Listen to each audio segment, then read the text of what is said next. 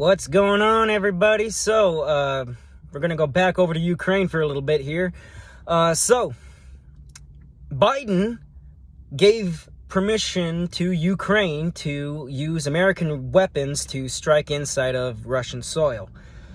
And the Russians, in particular Vladimir Putin and or the rest of his government, they're not happy about that. You know what? Why on earth would Zelensky need permission, okay? Because I don't know how the rest of y'all think about this, but here's what I think about it, okay? When we sell weapons to anybody, weapons, munitions, or even just normal trade stuff, guess what? The second that it leaves our port, it's not ours anymore.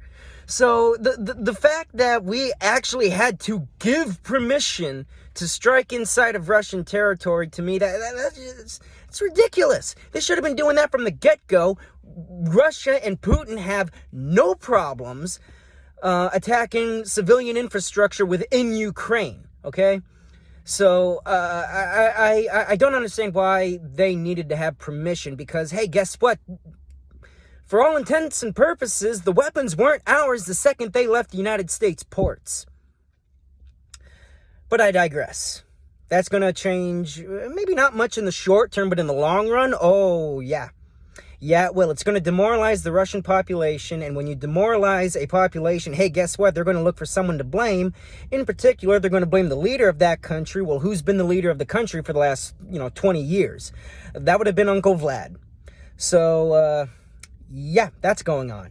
Also, America, I guess, has been testing engines for 6th gen aircraft. And in particular, we have one in particular that has aced all of its tests so far. So Russia, China, hey, you guys better watch out because, again, if we need any proof that we still are technologically ahead of these guys, there's our proof right there, okay? The Su-57 and the Ju-20, whatever the heck they got over there, they are both blatant ripoffs of the F-22. The Su-57 is larger, but I'm sorry, I do not see it as being a stealth aircraft. Reduced visibility aircraft, sure, in particular from the front. But once you get that from the side, the radar cross-section on that Su-57 is roughly comparable to that of an F-16 jet without any weapons on its wings, okay? Now, it's already been proven that the Su-57 will be able to have weapons on the wings, and guess what? That's just going to increase the radar cross-section. And the Ju-20, again, a blatant ripoff of the F-22, except they have canards on the front of the aircraft in order to fix the stabilization problem. And those canards, hey, guess what, are also going to raise the radar cross-section of that aircraft. So, yeah, guys, we're ahead of we're still way ahead of them in terms of technology. So that's what we have today, okay?